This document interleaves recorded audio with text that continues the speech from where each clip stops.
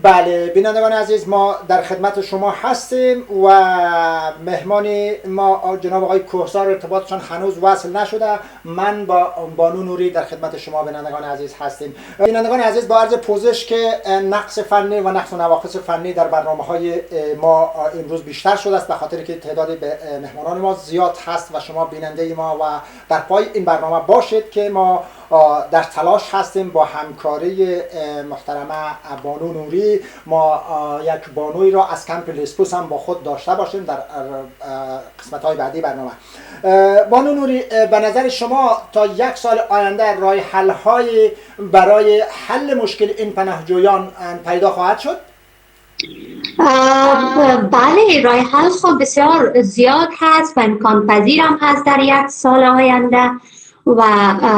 اگر جامعه جهانی و سازمان های خیریه، سازمان ملل در بخش امور مهاجرین، اتحادیه اروپا، همه دست به دست هم بتن، یک سال نه بلکه در 6 ماه این موضوعی که دامنگیر پناهنده ها در کشور یونان هست حل میشه. همونطوری که کشور آلمان گفت که ما حالا خبرات ضد نقیص است، آمار گاهی 1000 میشه، گاهی 1500، گاهی 2000. من هم در خبر خواندم که آلمان بیشتر از ایالت‌های آلمان حاضر است که پناهنده را بپذیره، اما افراد زیر سن و افراد بیمار، خب بقیه از انسان همونطوری که همکار اشاره کرد مشکلشان چی میشه. و همچنان هالند فقط 100 نفر در کابینه خود اعلام کرد که 100 پناهجوی زیر سن و بیمار میپذیره، که اما هم متاسفانه با مخالفت روبرو شد که نیمه از اعضای کابینه که حزب راستگرای آزادی هست که در رأسش آقای ویلدرز که رهبر از این حزب هست، او مخالفت کرد که مخالفت از این طرح بود. و همچنان صدر اعظم اتریش در یک خبری گفته بود که مشکل ما نیست و ما نباید وعده های واهی برای پناهنده بدیم و ما نباید سال 2015 را تکرار بکنیم. و باز در همین 2 روز اخیر از نماینده اتحادیه اروپا که در بخش مهاجرین کار میکنه، او گفت که باید تمام کشورهای اروپایی روی از این موضوع شدیداً کار بکنن و یک تصمیم جدی بگیرن که این مهاجرین تقسیم شود به تمامی کشورها. البته یک خبر بود، امیدوارم که در حقیقت هم چنین باشه و ما خواستار از این هستیم که اتحادیه اروپا همونطور که یک بودجه اختصاص داد به کشور یونان که مشکلات از پناهنده حل شود، همین کار برای تقسیم بندی از اینا بکنه. و خیلی از کشورهای اروپایی همونطوری که آلمان اگر 2000 قرار باشه بپذیره، خب ما انتظار داریم که هلند هم همین مقدار بپذیره، اتریش هم بپذیره، دنمارک هم بپذیره، سویدن هم بپذیره. اکثر کشورهای اروپایی در پذیرش از اینا سهم بگیرن و این مشکل به زودترین فرصت حل میشه. بینندگان عزیز و محترم و گرامی که همین لحظه برنامه‌های ما را از شبکه کیهان و کانال جهان ملاحظه می‌فرمایید، برنامه‌های ما همچنان ادامه داره و ما با یک مهمان جدید دیگر که در جمع من و بانو فرشته خواهد پیوست تا لحظات دیگر در خدمت شما عزیزان میباشیم.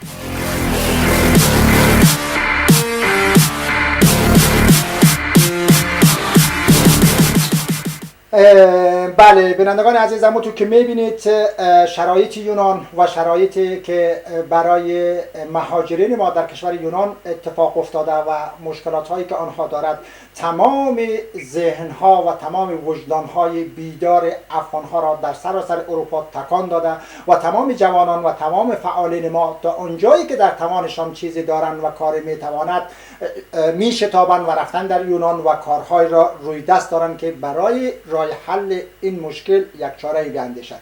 بله بینندگان عزیز، با توجه به مشکلاتایی که مهاجرین ما و مردم ما در آتن یونان دارد، از اقصا نقاط کشور اروپا جوانان و فعالین جامعه مدنی برای رسیدگی و برای پیدا کردن راه حل این مشکل میشتابد که آنها را حل بکند و تشریف میبرد در یونان و از آنجا دیدن میکند. و همین لحظه جناب آقای انصاری را از وین اتریش با خود داریم که چند هفته در یونان بودند و از نزدیک شاهد مشکلات و پرابلم این مهاجرین بودند. جناب آقای انصاری عزیز، خیلی خوش آمدین در برنامه، بفرمایید. تشکر جهان، سپاس، لطف کردیم. تشکر از دعوت شما، خواهش میکنم در خدمت هستم. بسیار عالی. و جناب و همچنان بانو فرشته همچنان هستند و ما با اتفاق بانو فرشته برنامه ها را پیش میبریم. آخرین وضعیت و آخرین مشکلات و چالش هایی که شما جناب آقای انصاری دیدین در یونان چی بود و فکر میکنید از نظر شما برای در قدم نخست به چه مشکل آنها باید رسیدگی شود؟ مشکلات زیاده و همین اتفاقاتی که در جزیره لسبوس افتاد و من در جزیره لسبوس بودم و شاهد این مشکلات ها بودم که چطور مردم و مهاجرین در خیابان ها میخوام و بعد از اون کمپ آتش گرفت. خب این دقیقا تقریبا 7-8 روز دوام کرد و فعلا مهاجرین در کمپ موقت انتقال داده شدند، ولی تا آخرین خبراتی که ما داریم و اینه که مهاجرین میتونن از کمپی که جدیداً موقتاً اونجا رفتن از اون کمپ بیان، چون دقیقاً در 200 متری اون کمپ یک فروشگاه بزرگ لیدر هست و روبروی اون فروشگاه لیدر یک فروشگاهی که لوازم از چینی هست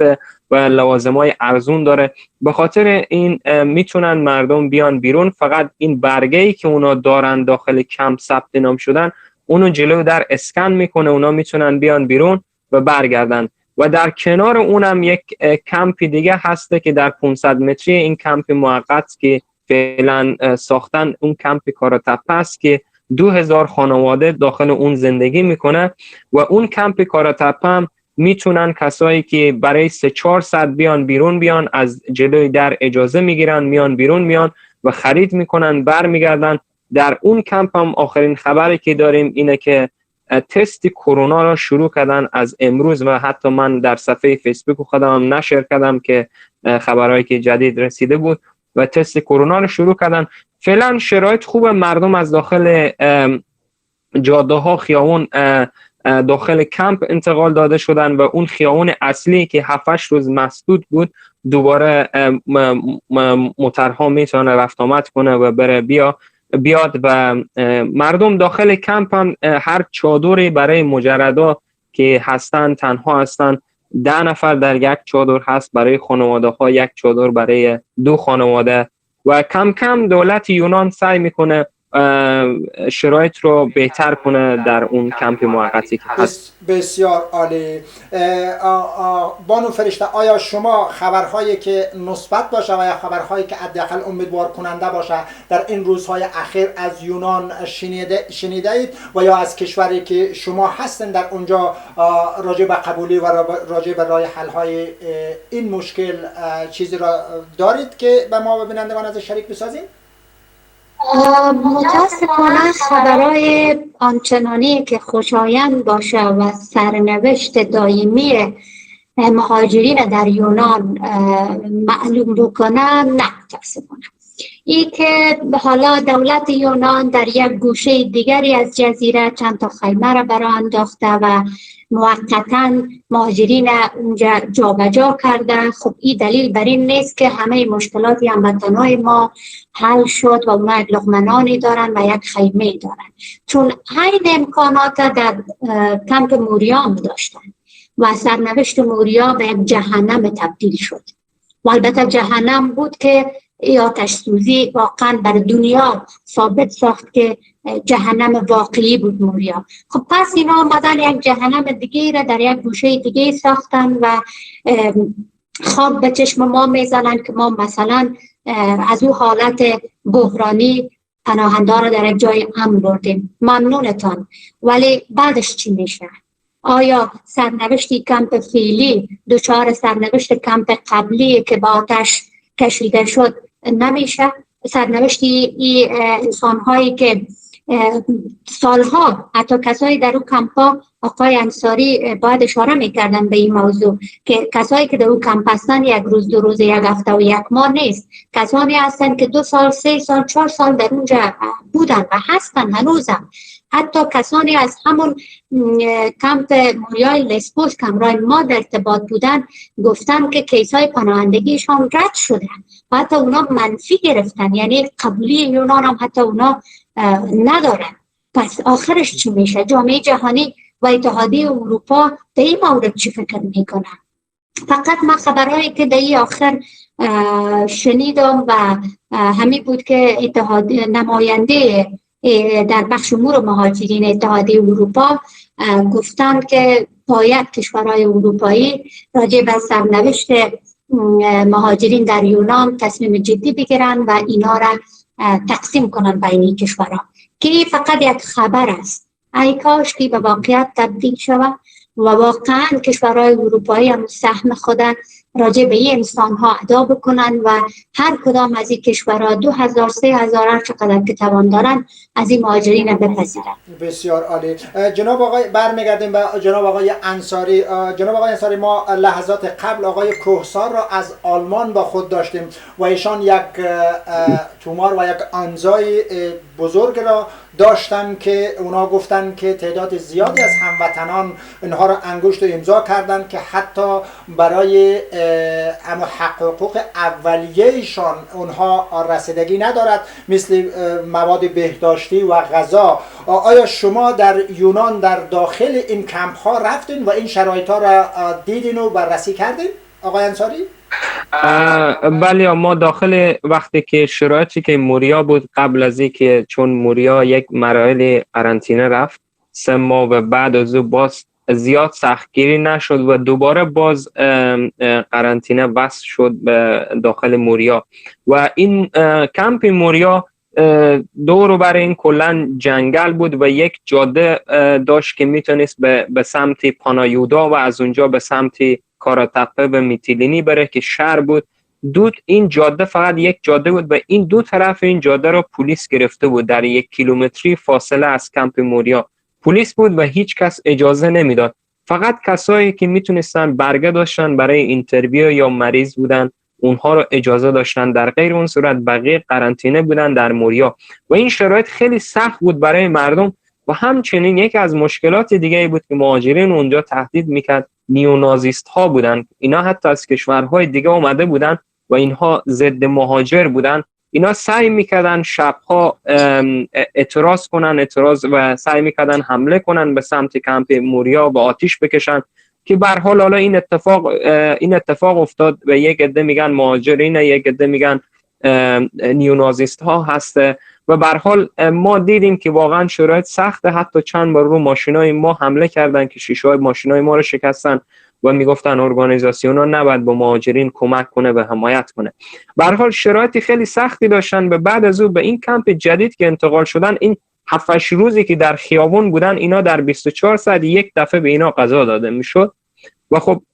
سازمان ها و انجیوهای دیگه ای بودن که اونا توانایی نداشتن در 12,000 نفر غذا بدن که 2 وعده غذا بشه، ولی میتونستن شاید 200 300 400 و مثلا 500 نفر رو بتونن کمک کنن، بیشتر از اون نمیتونستن. و خب دولت یونان در 24 ساعت یک دفعه غذا میدن. کمپ جدیدی هم که ساخته، فعلا دولت یونان قول داده که شرایط رو بهتر کنه و بتونه یه سری خدمات اونجا در دسترس مهاجرین قرار بده، ولی کمپ در یک موقعیتی ساخته شده که متاسفانه تقریبا میتونیم بگیم 3 طرف اون دریا هسته. وقتی که دریا هست و اون چادرهایی که ساخته شده از لب دریا 10 متر فاصله داره، بیشتر فاصله نداره و اونجا وقتی ما وارد زمستان میشیم، طوفان و باد وقتی از دریا میورزه، احتمال داره که اون خیمه از اونجا کنده بشه و اونا شرایط خیلی خیلی بدی هست. ولی خب باز مقامات همون میتیلینی گفتن که ما این کمپ رو موقتا برای 4 ماه ساختیم و چون دارن موریا رو دوباره بازسازی میکنن که مثل که قرار 3,000 مهاجر رو در موریا انتقال بدن، یک عده در کمپی که الان موقتی است بمونه و یک عده دیگه رو تکلیف اینا رو زودتر مشخص کنن یا در یک جای دیگه بفرستن تقسیم کنن که دیگه این مشکلات ها پیش نیاد. ولی در کل اونطوری که ما دیدیم و بررسی می‌کنیم کلاً شاید احتمال داره که این یک نقشه باشه، کلاً آتش گرفتن این کمپ، درست کردن کمپ موقت، چون به خاطر از اینکه رابطه یونان و ترکیه رابطه کاملا وارد تنش شده بود و اینا حتی نیروی ذخیره پیاده کرده بودن توی جزیره ها، به سر یک جزیره در تنش بودن و در این کمپ و جایی ساختن که پادگان نظامی بوده، یک پادگان پایگاه نظامی هست برای یونان. و اگر ترکیه و یونان وارد جنگ بشه، من فکر نمی کنم که ترکیه بتونه این پادگان رو بزنه، به خاطر از اینکه مهاجرین در اینجاست. شاید در اونجا خیلی برای یونان مهم بوده که مهاجرین در اونجا اسکان داده و این حرفا بسام هست.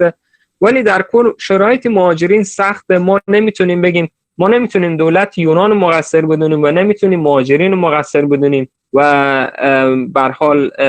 مشکلات همه هست. من امیدوار هستم که همه دست به دست هم بدن، بتونن این مشکلات حل بشه، بتونن سازمان ها، انجیوهای مختلف و حتی کشورهای اروپایی که من فکر میکنم این یک ننگ خیلی بزرگ برای اروپا بود که 37 کشور، حالا بیشتر یا کمتر اروپایی هستن و 13,000 مهاجر رو نتونستن اینا جابجا کنن، نتونستن کمک کنن. و از طرف دیگه هم اگر شما فرض کنیم که اگر امروز این 13,000 مهاجر رو کشورهای اروپایی بپذیره، مطمئن باشین که 2 میلیون مهاجری که حالا در ایران و ترکیه و شاید کسایی از افغانستان بلند شن و دوباره جایگزین بشن، اینو کشورهای اروپایی یکی از ترسی که دارن، ترس اینا اینه و به خصوص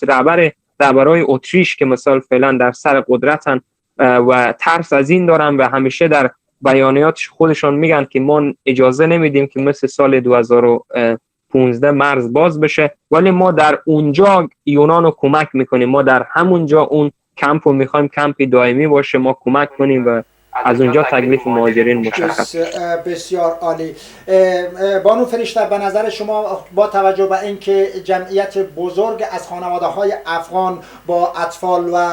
نوزادانشان در این شرایط بحرانی و بعد شرایط سخت و دشوار به سر ببرن